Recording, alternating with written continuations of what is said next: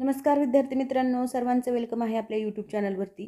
बघा, question analysis सिरीजमध्ये आजचा हा आपला 27वा पार्ट घेऊन आलेलो आहे, जो की सर्व एक्झामसाठी खूप इम्पॉर्टंट आहे. व्हिडिओ नक्की शेवटपर्यंत पहा, जेणेकरून तुम्हाला भरपूर क्वेश्चन असे भेटतील की जे तुम्ही पहिल्यांदा पाहताय किंवा पहिल्यांदा ऐकताय. आणि करंट अफेअरचे क्वेश्चन अगदी अपडेट, आपण इथे अपडेट व्हर्जन म्हटल्यासारखं जे एक्झामला येणार आहे 2025च्या सर्व, तर तेच आपण इथे कव्हर केलेलं आहे. तर बघा, यामधला पहिला क्वेश्चन आहे, प्रो कबड्डी लीगचा 11वा सीझनचा अंतिम सामना कोठे पार पडला? तर बघा, प्रो कबड्डी लीगचा अशा प्रकारे 11वा सामना पुणे येथे पार पडलेला आहे. म्हणजे फर्स्ट ऑप्शन आपलं करेक्ट आहे. आणि पुणे हे कबड्डीच्या लोकप्रियतेसाठी ओळखले जाणारे एक महत्त्वाचं ठिकाण आहे. तसंच या खेळासाठी चाहत्यामध्ये पण खूप उत्साह तिथे दिसून आलेला आहे. तसंच पुढचा प्रश्न पहा, कोणते राज्य सरकार वाचन संस्कृती उपक्रम राबविणार आहे? तर ह्याचं करेक्ट आन्सर आहे आपलाच महाराष्ट्र, म्हणजे सी ऑप्शन करेक्ट आहे. तर महाराष्ट्र सरकारने वाचन संस्कृतीला चालना देण्यासाठी हा उपक्रम सुरू करण्याचा निर्णय घेण्यात आलेला आहे. आणि या उपक्रमाचा उद्देश काय, तर वाचनाची सवय रुजवणे, तसंच शिक्षणाची गुणवत्ता सुधारणे आणि त्यांना प्रोत्साहन देणे, अशा प्रकारे त्याचं काही उद्देश आहे.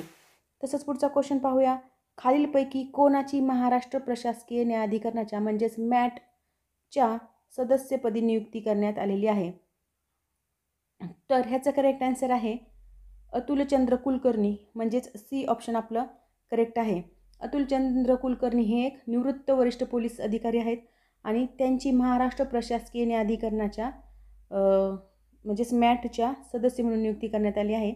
आणि मॅट हे काय, तर प्रशासकीय प्रकरणे हाताळणारे एक महत्त्वाचं न्याय व्यवस्था आहे. तसंच पुढचा प्रश्न पाहूया, 55व्या international film festival of India 2024मध्ये कोणत्या चित्रपटाला गोल्डन पिकॉक ॲवॉर्ड मिळालेला आहे? तर ह्याचं करेक्ट आन्सर आहे टॉक्झिक, म्हणजेच डी ऑप्शन. टॉक्झिक या चित्रपटाला अशा प्रकारे 55व्या भारत आंतरराष्ट्रीय चित्रपट महोत्सवात, म्हणजेच इफ्फी त्याला असं म्हणतो आपण, सर्वोच्च सन्मान गोल्डन पिकॉक पुरस्कार मिळालेला आहे. आणि या चित्रपटाने त्याच्या कथानक, अभिनय आणि सामाजिक संदेशासाठी खूप प्रशंसा देखील मिळवलेली आहे. तसंच पुढचा प्रश्न पाहूया, 55वा international film festival of India 2024 कोठे पार पडला आहे? तर ह्याचं करेक्ट आन्सर आहे बी ऑप्शन, गोवा येथे हा 55वा आंतरराष्ट्रीय चित्रपट महोत्सव गोवामध्ये आयोजित करण्यात आला आहे. जो की गोवा हे इफ्फीचे मुख्य ठिकाण आहे, जिथे दरवर्षी जागतिक आणि राष्ट्रीय चित्रपट सादर होतात. त्यामुळे तिथेच हा प्रोग्राम देखील पार पडलेला आहे. तसंच पुढचा प्रश्न पाहूया, भारतीय सैन्याच्या अधिकाऱ्यांच्या प्रशिक्षणासाठी कोणता ऑनलाईन डिजिटल प्लॅटफॉर्म लॉन्च करण्यात आला आहे? तर ह्याचं करेक्ट आन्सर आहे डी ऑप्शन, एकलव्य. तर बघा, एकलव्य हा ऑनलाईन डिजिटल प्लॅटफॉर्म भारतीय सैन्यांच्या अधिकाऱ्यांसाठी लॉन्च करण्यात आलेला आहे, जो की या प्लॅटफॉर्मद्वारे अधिकारी विविध विषयावर तांत्रिक तसंच व्यावसायिक कौशल्य स्वतः आत्मसात करू शकतात, शिकू शकतात. त्यामुळे हा एक अतिशय म्हणजे कौतुकास्पद उपक्रम आहे. तसंच पुढचा प्रश्न आहे, 100 Modi mantras a decade of India's uprising हे पुस्तक कोणी लिहिलेले आहे?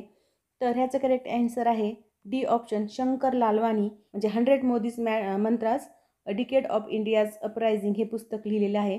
आणि या पुस्तकात पंतप्रधान नरेंद्र मोदीच्या नेतृत्वाखालील भारताच्या प्रगतीचा आलेख आणि धोरणांची चर्चा करण्यात आलेलं आहे.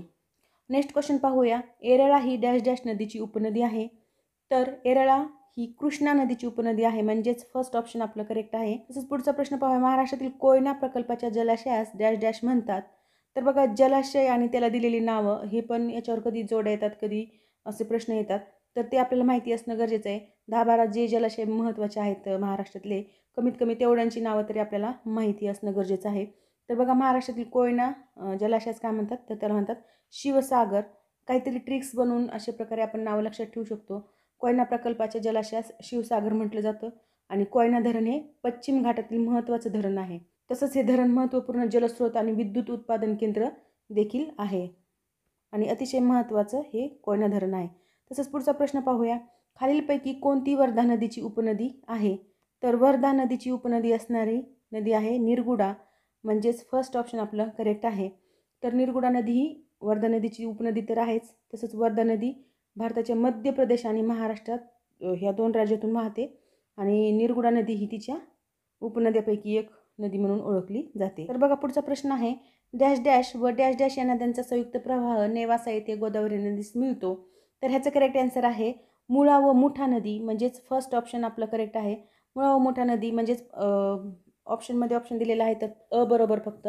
तर ह्या दोन नद्यांचा संगम एकत्र होतो आणि म्हणजे तर या दोन नद्या एकत्र येतात, पुणे जिल्ह्यातून वाहत येतात आणि त्यांचा संयुक्त प्रवाह गोदावरीला नेवासा येथे मिळतो. पुढचा प्रश्न आहे महाराष्ट्रातील डॅश डॅश ही सर्वात लांब नदी आहे. तर महाराष्ट्रातील सर्वात लांब नदी आहे गोदावरी नदी, म्हणजेच फोर्थ ऑप्शन आपलं करेक्ट आहे. गोदावरी नदी महाराष्ट्रातील सर्वात लांब नदी आणि तिचं लांबी किती आहे? सुमारे 1465 किलोमीटर. 1465 किलोमीटर एवढी तिची लांबी आहे आणि महाराष्ट्रातून वाहते. तसंच तेलंगणा, आंध्र प्रदेश आणि अन्य राज्यामध्ये पण ती वाहत जाऊन बंगालच्या उपसागराला जाऊन मिळते. तर बघा पुढचा प्रश्न आहे महाराष्ट्रातील खालीलपैकी कोणती नदी पूर्वेकडून पश्चिमेकडे वाहते? तर पूर्वेकडून पश्चिमेकडे वाहणारी महाराष्ट्रातल्या दोन नद्या आहेत, एक तापी आणि दुसरी नर्मदा. तर ही आपलं 3 नंबरचं उत्तर करेक्ट आहे, तापी नदी. तसंच कोकणातल्या सर्व नद्या पूर्वेकडून पश्चिमेकडे वाहतात. तर अशा प्रकारे तुम्ही ह्या दोन महत्त्वाच्या नद्या तापी आणि नर्मदा आणि कोकणातील सर्व नद्या यांची दिशा कशी? तर पूर्वेकडून पश्चिमेकडे. पठारावरच्या जर नद्या विचारलं तर त्यांची दिशा कशी? पश्चिमेकडून पूर्वेकडे. तर बघा पुढचा प्रश्न आहे महाराष्ट्र शासनाने गोदावरी मराठवाडा पाटबंधारे विकास महामंडळाची स्थापना कोणत्या वर्षी केली? तर गोदावरी मराठवाडा पाटबंधारे विकास महामंडळाची स्थापना झालेली 1998 साली, म्हणजेच थर्ड ऑप्शन आपलं करेक्ट आहे. तर या संस्थेचा उद्देश काय? तर मराठवाडा क्षेत्रातील जलसंधारण आणि पाटबंधारे प्रणाली सुधारण्याचा हा त्यांचा उद्देश आहे. तसंच पुढचा प्रश्न पाहूया. स्वावलंबी शिक्षण हेच आमचे ब्रीद हे घोषवाक्य डॅश डॅश या संस्थेचे आहे. तर ह्याचं करेक्ट आन्सर आहे रयत एज्युकेशन सोसायटी, म्हणजेच 2 नंबरचा पर्याय करेक्ट आहे. स्वावलंबी शिक्षण हेच आमचे ब्रीद आहे, म्हणजेच शिका आणि कमवा आणि शिका असं त्यांचा उद्देश होता. पुढचा प्रश्न पाहूया. मुंबई विद्यापीठाची स्थापना डॅश डॅश समितीच्या अहवालातील शिफारशीमुळे झाली. तर ह्याचं करेक्ट आन्सर आहे चार्ल्स वूड, म्हणजेच फर्स्ट ऑप्शन आपलं करेक्ट आहे. मुंबई विद्यापीठाची स्थापना चार्ल्स वूड समितीच्या अहवालाच्या शिफारशीतून झाली आणि या समितीने भारतीय शिक्षण प्रणाली सुधारण्याच्या दृष्टीने अनेक महत्त्वाच्या शिफारशी दिल्या होत्या. त्यापैकीच ही एक होती, ज्यामध्ये मुंबई विद्यापीठाची स्थापना ही एक महत्त्वाची शिफारस होती.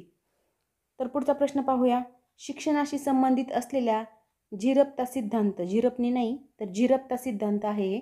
तर झिरपता सिद्धांताला कोणी विरोध केला होता? तर ह्याचा करेक्ट आन्सर आहे महात्मा फुले, म्हणजेच बी ऑप्शन करेक्ट आहे. तर बघा महात्मा ज्योतिराव फुले यांनी झिरपता सिद्धांत, याला आपण लाजवाब शिक्षण सिद्धांत असं म्हणून ओळखलं जातं, याला विरोध केला होता. कारण झिरपता सिद्धांत हे समाजातील शास्त्रीय आणि धार्मिक रूढींचा आधार घेत होते. जसं की ज्याचा उद्देश काही ठराविक लोकांनाच शिक्षण द्यायचं आणि नंतर त्यांच्यापासून ते खालच्या पिढ्यापर्यंत जाईल किंवा खालच्या समाजापर्यंत जाईल असं ह्याची टेंडन्सी होती. म्हणून महात्मा फुले यांनी या सिद्धांताला विरोध केला होता. कारण प्रगतिशील आणि समाजवादी समतावादी समाजाची स्थापना करण्याच्या त्यांचा जो दृष्टिकोन होता त्याला हे विरोध करत होतं झिरपता सिद्धांत. म्हणून महात्मा फुलेंनी अशा प्रकारच्या या सिद्धांताला विरोध केला होता. पुढचा प्रश्न पाहूया. पुढील स्त्रियांपैकी कोणत्या स्त्रीने विदर्भातील स्त्रियांकरता पहिली रात्रशाळा सुरू केली? तर विदर्भातील स्त्रियांकरता रात्रशाळा सुरू लेडी आहेत जाईबाई चौधरी, म्हणजेच बी ऑप्शन आपलं करेक्ट आहे. तर बघा जाईबाई चौधरी या विदर्भातील एक महत्त्वाच्या समाजसुधारक होत्या. तसंच त्यांनी विदर्भातील स्त्रियांकरता पहिली रात्रशाळा सुरू केली. तसंच त्यांनी स्त्रियांच्या शिक्षणासाठी मोठं कार्य केलं आणि स्त्रियांना सशक्त करण्यासाठी अशा प्रकारे नवीन नवीन उपक्रम त्यांनी राबवलेले आहेत. पुढचा प्रश्न पाहूया. खालीलपैकी कोणती जोडी बरोबर नाही? तर बरोबर नसणारी जोडी कोणती आहे? तर त्याचं करेक्ट आन्सर आहे फर्स्ट ऑप्शन पुणे येथे मुलींची शाळा E.M. फोर्स्टरने ही काढली, तर हे चुकीचं आहे. तर पुणे येथील मुलींची शाळा कोणी काढली होती? महात्मा फुले, सावित्रीबाई फुले आणि महात्मा फुले यांनी. पुणे येथे अनाथ बालिकाश्रम धोंडो केशव कर्वे हे बरोबर आहे. आर्य महिला समाज पंडिता रमाबाई हे देखील बरोबर आहे जोडी. अखिल भारतीय कृषक समाज पंजाबराव देशमुख ह्या तिन्ही जोड्या बरोबर आहेत, फक्त पहिली चुकीची आहे म्हणून आपलं उत्तर तेच आहे. पुढचा प्रश्न पाहूया. महाराष्ट्रात ग्रंथालय चळवळ डॅश डॅश यांनी सुरू केली. तर महाराष्ट्रात ग्रंथालय चळवळ गोपाळ हरी देशमुख, म्हणजे 4 नंबरचा पर्याय आपला करेक्ट आहे, यांनी सुरू केलेली आहे. गोपाळ हरी देशमुख यांनी महाराष्ट्रात ग्रंथालय चळवळ सुरू केली. तसेच त्याचा उद्देश काय होता? महाराष्ट्रातील ग्रामीण आणि शहरी भागातील लोकांना वाचनाची गोडी लागविणे आणि शिक्षणाच्या प्रसारासाठी ग्रंथालयाची स्थापना करणे. तसंच देशमुखांनी अनेक शैक्षणिक व सामाजिक सुधारणा देखील केल्या होत्या. अशा प्रकारे मित्रांनो आपण इथे 20 क्वेश्चन घेतलेले आहेत, जे की खूप इम्पॉर्टंट देखील आहेत. तसंच हा व्हिडिओ कसा वाटला ते नक्की कमेंट बॉक्समध्ये कळवा आणि अशाच प्रकारचे व्हिडिओ पाहण्यासाठी आपल्या चॅनलला जास्तीत जास्त शेअर करा, लाईक करा आणि सबस्क्राईब करा. Thank you very much.